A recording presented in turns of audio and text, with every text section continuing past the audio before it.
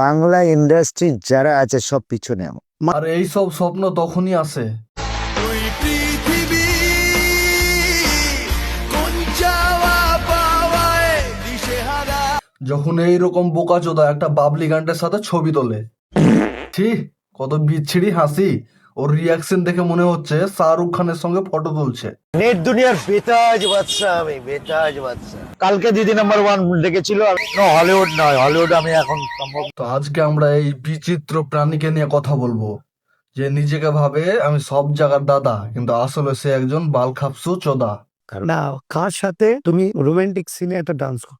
এই বাবলি গান্ডের সাথে কেউ তো ফটো তুলতে রাজি হবে না, আবার রোমান্টিক ড্যান্স। পাগলা চোদা নাকি? সেটা সময় বলবে। সে ও সময় কোনোদিনও আসবে না কালুয়া চাঁদ। বাংলা ইন্ডাস্ট্রি যারা আছে সব পিছনে আমার। আর এই সব স্বপ্ন তখনই আসে তুই পৃথিবী কোন চাওয়া পাওয়ায় দিশেহারা যখন এইরকম বোকাচোদা একটা বাবলি গান্ডের সাথে ছবি তোলে।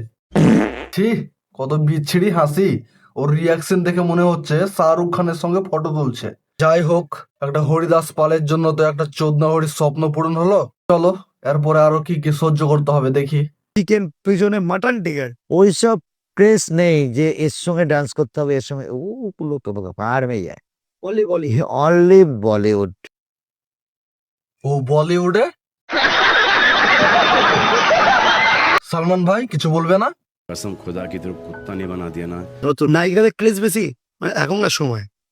তাই ক্রেজ। সব নায়িকা আমার কাছে আসতে হয়। ওর জন্য নায়িকা রানু মণ্ডলের সঙ্গে কথা বললেও হয়তো রিজেক্ট করে দেবে।